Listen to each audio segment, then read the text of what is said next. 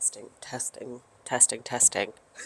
I'm hiding in the office. I thought I was going to be the only one here this morning until my 7:30 a.m., but Ken just walked in with his client. So, music's on. I hope you can hear me. We've got another coffee morning, and I have about 10 minutes again. So, we're going to get right to it. I seem to be coming back to the same thing at the moment, and it's this nasty habit that we can get into. Or not habit, I guess it's just a nasty little, and again, not even really nasty. I guess just one of those common pitfalls. Maybe pitfalls is the wrong, common circular patterns. All right, common circular patterns. I know, especially for building a personal brand, because you usually are digging into your past to find the story, to tell the story of who you are and what you've done and why you're here and what's going on and the philosophies and the values and all of that. But I know I've mentioned this before in terms of the dark side of healing and health and wellness and spirituality is the getting stuck in the never-ending healing of everything and not allowing yourself to get to those points or get to those moments where you do just drop the story and move forward from where you are into what it is you want to build. And I think it is difficult because, we look at that as our past identity, but I think very more so than now, it's realizing that that genuinely has no more bearing than you allow it to have on your future. It really is these stories that we enter into our day and enter into our situations, and the perspectives and the things that we're thinking that, maybe the other people aren't even thinking at all or haven't even thought of at all. Case in point with some of the agency stuff, I felt like I had a little bit of, spidey senses going off with some of the things that were shifting and moving. Had a lovely chat with the guys yesterday, and nope, not the case. And so I know for women especially, because we tend to get more emotional about things, I feel like there's a lot more opportunity for rumination. And I think this was that beautiful analogy that Becca had said before about it being this conveyor belt to success. And your job is to get onto the conveyor belt and stay on it. And as you're on it, rocks are going to be thrown at you, obstacles are going to be thrown in your way. Sometimes you're going to feel like you're going to jump off and jump back on again, but it's how quickly you can jump back on, and ideally how quickly you can not jump off and just be able to brace yourself, take what's coming at you, maneuver your way through the chaos. It really is that finding that calm within the chaos. And again, all of this is so much easier said than done, and I think this is why it's detrimental to keep feeling like it's going to be one thing that fixes everything. It's almost looking back now, if I could change one thing, it would be the stuff focusing on it being one thing. And it really is getting to that place of, this is life, this isn't finished, this is going to be a never-ending game that you're always going to be playing. How big are the heights that you can reach? How excited can you get about figuring out what your body is capable of doing, who you are capable of becoming in the process of doing all the things, and not in the viewpoint of, I will only do those things because I get X as a byproduct of those things. Making it all find its place. I definitely feel that's where those three pillars come back into play again, and it's the not abandoning of any of them. Again, balance is never going to be the right word. I think it's more detrimental sometimes when people are starting to build their things online, is to find some of that balance. It really is the case of turning around and realizing, I don't want a normal life. I'm not going after normal things. I will require efforts and actions that are considered not normal in order to get to that. And reminding yourself that if you've been choosing this path anyway, by definition, you are probably not normal. And that is okay. And I think that then unlocks the ability to find your own authenticity throughout this. And going then through the reps. This doesn't negate the reps of you building up your own confidence, you stumbling over your own words, you getting to the point where you can sit and have a light. And I mean, this would have pissed me off before.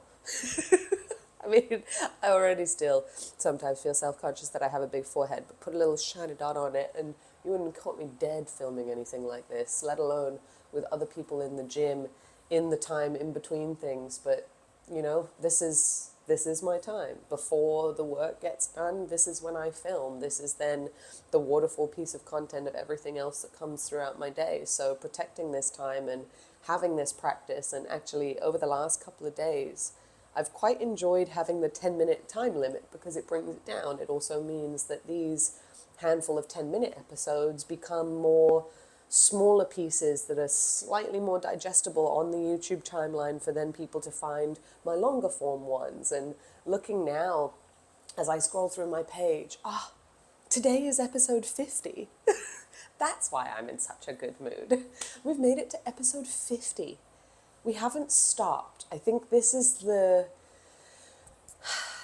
feeling of relief. It's the realizing that the games that you're playing, it's not about the finish lines. It really is about setting up the little side quests and games and checkpoints that make it fun enough to realize the business is never complete. Fitness is never complete. Working on yourself is never complete. Growing is never complete. You can always grow more or ungrow. Probably that's the wrong way. We probably don't want to be ungrowing.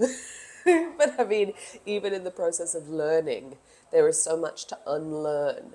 Like, it is a mind fuck. It is a process. And yes, you can move through these rather rapidly. Like, the only limit is yourself in terms of how quickly you can understand those concepts of attachment and presence and moving forward, and the true nature of the fact that your past really cannot affect you unless you allow it to.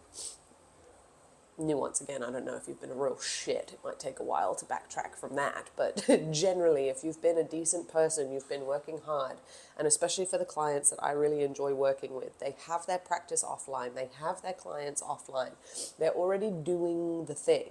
And for some reason, they've put a block on the online thing. And I get it. It's because stupid people tell you to do stupid shit.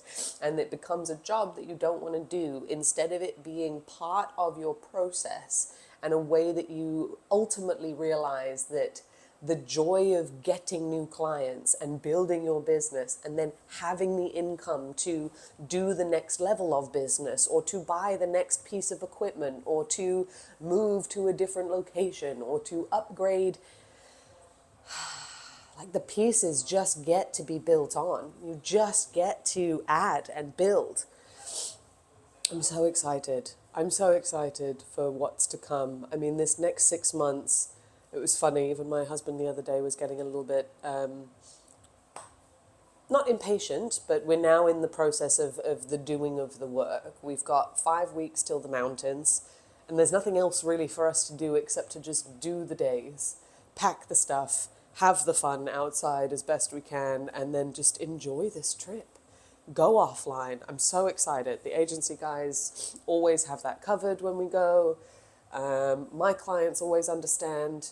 Even just the fact that we are getting to this point where we've done it again. Like, genuinely, in the last 4 years, 5 years, the last 5 years, we have gone on an annual mountain trip for 10 days going offline. I remember doing 10 days of the Vipassana in 2019 and wanting to have that experience annually. And the first thing in my mind was, no job will let you go offline for 10 days, let alone then have a holiday after that, because the decompression is like baseline. But the only year we missed, we've done it 4 years now. We did Austria for the first 2 years. The year that we missed, our friends did Altavia 1 in the Dolomites, and my father passed away that summer, and that was the only reason why we missed the trip, because I needed to be in the UK and it was too much for us to get to the trip as well. Dolomites was last year. This year we are doing fucking Peru. Like, holy crap. And even that, it's easy to sit there and say, oh, I don't have this, I don't have that, and then plan a trip of your dreams. And it's like, the priorities are there when you want to do something. Follow those goals, follow those threads, and catch yourself when you keep saying things that you want to do but haven't allocated the time to do, because that is the biggest trap of them all. Stop saying it. Stop ruminating on the plans that's never been put into action or not even started to be actioned, because that is making your brain think that you're doing it, and it's only going to get more and more disappointing the more and more it doesn't show up, and the further and further away that it feels, even though you think you've been working on it. So yeah, I think lots happening, but it's that getting very honest with where you are, not where you want to be, not where you shoulda, coulda, woulda been, like we talked about yesterday. Where you are, where you want to go, and what the fuck are you going to do about it? And if you want to have a strategy session, that's exactly what I help you figure out. I do have 2 more slots left, 1 slot this week, 1 slot next week, where if you get the option with the charts, we have enough time to do it before I go offline, the charts and the strategy session. Otherwise, after that, it'll have to be when I get back. I still have a couple of the one-off strategy sessions available. I'm putting my shoes on because I am going to have to get ready and going in a minute. I do have the one-off strategy sessions available at any time. I'm doing a few more until I leave, 1 a week. I've got a slot open until we leave for the mountains. After that, we'll be pushing a couple of things building in the background. These bots are starting to take shape. I've had a bit more time with the founding members and just allowing people to use them for a while. So that's also making me feel a bit better. That'll come back into focus when we get back from the trip. And honestly, the next couple of weeks, my art is my focus. Getting this art piece done, getting a couple of other things that are in my brains onto paper, and just doing the reps. So, cheers. Happy Tuesday. We did it again. And I brought the mic, so I hope this time it sounds good. All right. I'll see you guys tomorrow.